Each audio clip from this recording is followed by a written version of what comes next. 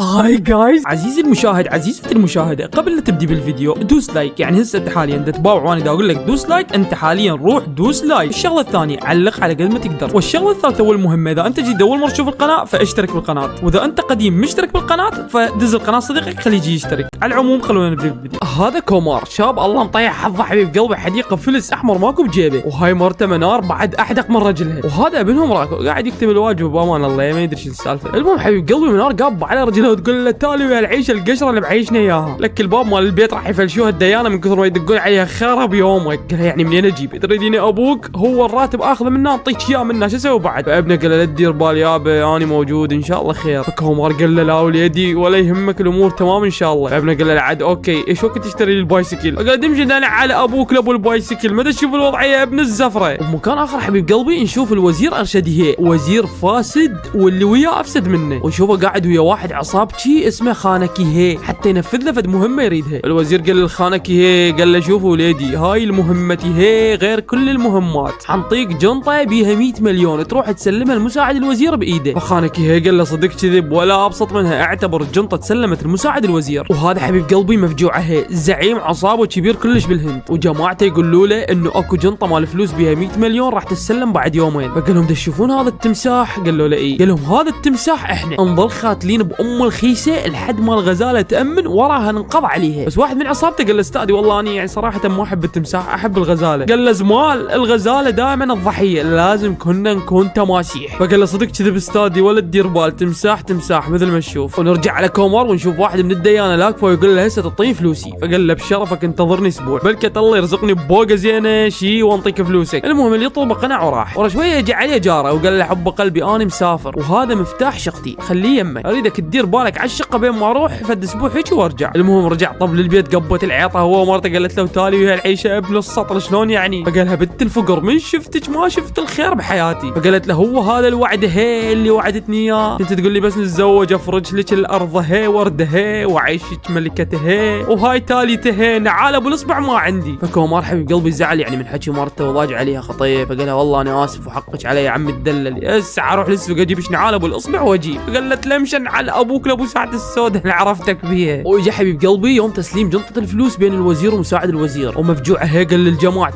ما اريد ولا غلطه الجنطه بفلوس هي تكون يم اليوم. قال له صدق كذب انت داس تماسيح عم صدق اعتبر الجنطه يمك. واثناء ما جماعه الوزير حبيب قلبي طلعوا بالجنطه حتى يسلموها جو جماعه مفجوعه هي طبوا بيهم بالسياره شققوهم وقبت العيطه هي بيناتهم وقاموا واحد يرمي على الثاني. بس بهاي اللحظه الشرطه وصلت، فالعصابه وجماعه الوزير طفروا من المكان ويبقون اثنين وياهم الجنطه، فيضموها بمكان ويغطوها ويطفرون بين ما يروحون الشرطه ويرجعوا لها. وبهاي اللحظه يكون كومار راجع من شغله ومر بنفس الشارع اللي ضموا بيه الجنطه. المهم كومار كان متوازي كلش فراح يعمل بيبي، ولما نكمل حبيب قلب البيبي ده ياخذ غراضه فوقعت الجنطه. المهم صار عنده فضول يعرف شنو بالجنطه، ففتحها حبيب قلبي ولقاها مليانه فلوس. فقال خرب وهبل ده احلى بيبي عملته في حياتي. المهم اخذ الجنطه وطفر بيها واجر توك توك وراح لبيتهم. ومن وصل لبيتهم صعد بالجنطه على كيفه حتى ما حد يشوفه، وراح ضمها بالشقه مال جيرانه اللي سافر ونطال مفاتيح. ثاني يوم يقعد جافل من النوم وخايف لان يكون اللي صار البارحه مجرد حلم. فراح ركض حبيب قلبي على شقه جاره ولقى الجنطه وفتحها وحط وجهه على الفلوس وقال معقوله كومار اللي طول حياته ماكل نعل هيك تصير عنده فلوس؟ خرب هو اذا صدق. المهم العصابه وجماعه الوزير راحوا عليه ولافين روسهم والدنيا مشتعله. فالوزير قال له ليش لاف راسك؟ بس لا اللي ببالي صحيح. فقال له اي والله سيدي اللي براسك صار بالضبط. مفجوعه هي وعصابته غدروا بينا واخذوا الجنطه. الوزير قال له لك انت صدق تحكي خرب شرفك اذا صدق، لك اكو ملف ويا الفلوس باوراق اذا احد نشرها الا يدوسونها بالقنادر تروح هسه تجيب الجنطه لا اشعل مذهب مذهبك. وجماعه مفجوعه هي جابوا التاير مال الجنطه وقالوا له هذا اللي قدرنا نحصله من الجنطه. فقال لهم لا يا الكعبتي هي على هالزربتي هي. وراها الراس الكبيره خابر على الوزير قال له وين الجنطه؟ ليش لحد الان ما وصلتني؟ فقال له غير ما قلت لك الجنطه طق بها تاير سيدي وهسه يم البنشر الله وكيلك بس نرجعها ونجيب لك اياها. ويقعد يفكر شلون راح يرجع الجنطه فيقول ماكو غيره صقار الاسود الضابط شرخه هي. المهم خابره وقال له شرخه هي اريدك هي تجينا هي هسه هي. وفعلا شرخه هي راح على الوزير وقعد وياه وقال له سياده الوزير حتى ما كذب عليك الموضوع عدى عليه 8 ساعات ومو بسهوله راح نقدر نلقى الجنطه. فقال له طاح حظك وانا اللي اقول عنك اكفأ ضابط بالداخليه هي، بس الظاهر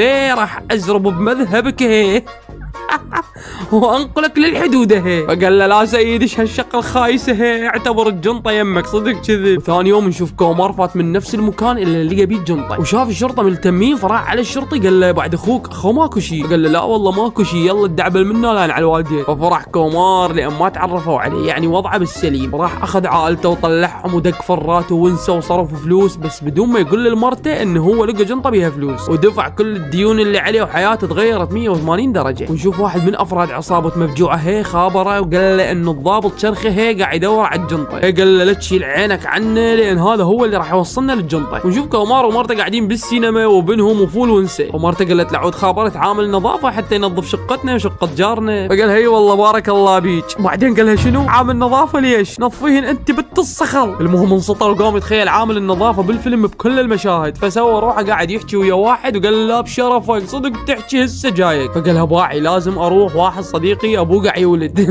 وامه بالجيش وما حد لازم اكون وياه. ويروح ركض على الشقه ويلقى العامل بشقه جاره، بس بعده ما شايف الجنطه فقال له قوم اطلع برا لان على والديك. عامل نظافه قال له يعني لين احنا عمال نظافه وفقره هيك تعاملونا، خرا بيكم الاغنياء. فكومار قال له ذيك الخرا لك 35 سنه انا حتى نعل ماكل دمش تطلع لان على والديك هسه. المهم قال مو مال اخلي الفلوس كلهم بالجنطه. فقام وشيس الفلوس كل رزمه بكيس ووزعهم بالبيت، وحتى بدوامه راح ضم فلوس، والباقي خلاهم بالجنطه وعافن بشقه جاره. وروح على الوزير الفاسد ونشوفه دا يخابر بالضابط شرخه وقال له ها ابن المطي صار على الجنطه. فقال له والله بعدني دا احاول اوصل لطرف الخيط. فقال له قوم ابن النعال لك انت صدق تحكي انا ضايع مني 100 مليون وانت قاعد تدور لي على طرف الخيط، خرب يومك. اليوم ما ترجع لبيتك اذا ما تلقى لي البكره كلها مو بس طرف الخيط. وثاني يوم تندق الباب على بيت كومار، فيروح يفتحه ويلقاه جاره راجع من السفر. قال له سبحان الله هسه قبل لا تجي كنت اضرب مفتاح شقتك وقع بالبلوعه، روح جيب واحد ابو مفاتيح خليه يفتح لك الباب. واول ما يروح صاحب الشقه كومار يروح يفتح الشقه ويطلع الجنطه وينظف العلاليق اللي كان بالقاع من لف الفلوس، بس من دا يطلع اجى صاحب الشقه صار بوجهه. فقال له غير ما قلت لك طببت ايدي بالبلوعه الله وكيلك وطلعت لك المفتاح، بيك شو شكلك ما مصدقني، هاك اشتم المفتاح عمي. المهم الضابط صرخه هي راح طلع كل الكاميرات مال المراقبه وشاف كومار من نزل من التوك توك وياه الجنطه، فسجل رقم التوك توك وقال ايوه اخيرا وصلت الطرف الخير. ودز على ابو التوك توك وقعدوا وقال له هذا اللي كان وياك منو؟ قال لهم والله العظيم ما اعرفه، هيك واحد اجرني وحتى ما اعرف الجنطه شنو بيها. واخذ الضابط للمكان اللي نزل بيه كومار وقال له منا نزلته وطلع بهذاك الاتجاه. وراها اخذوه على رسام حتى يرسم كومار من خلال الاوصاف. قالوا له هذا شكله، فقال لهم اي هذا شكله بالضبط، بس هذاك يعني صراحه امانه الله كان لابس بدي والرسام لابسه قميص، فاني ما اعرف اذا راح تختلف عندكم الموضوع. فصرخ بعجل الضابط قال له ابن القندره انا حدور على القميص لو على وجهه، امشي لا اشعل الغالي مالتك. المهم الضابط حدد المنطقه اللي حيكون كومار موجود بيها، وبهاي اللحظه يكون كومار رايح يخلي فلوسه بالمصرف، وفجاه قال للموظف اريد اشتري عداده مال فلوس وين القاها؟ الموظف قام يضحك والناس كلهم قاموا يضحكون، ما اعرف يعني على شنو اللي دا يضحك، بس هم يعني قاموا يضحكون ما دافتني يعني واحد يشتري عداده مال فلوس ليش تضحكون؟ على العموم الموظف قال له انتظرني لحظه شويه واجي. فكومار قال لا يا الكعبه هسه اللاصت شكوا بي، وقام يضم وجهه من الكاميرات، وراها قال خلي اطفر من المصرف قبل لا يلزموني. وهو وقاعد يعبر الشارع سياره تدعمه، بس من قاعد من الغيبوبه لقى روحه بالمصرف، والامن مال المصرف قال له الله سترك ابو السياره كان منتبه وما دعمك، بس انت اغمى عليك من الخوف واحنا كنا نصيحك حتى نعطيك الوصل ايش بيك تقمت تركض مثل المطي. المهم ثاني يوم الضابط قام يفتر على المصارف ويسالهم اذا شافوا عميل تصرفاته غريبه، فوصل للمصرف اللي كوماره هي خلى بيه الفلوس، والموظف قال له ايه اجانا واحد تصرفاته غريبه حتى قال اريد اشتري عداده مال فلوس. فقال له حلو،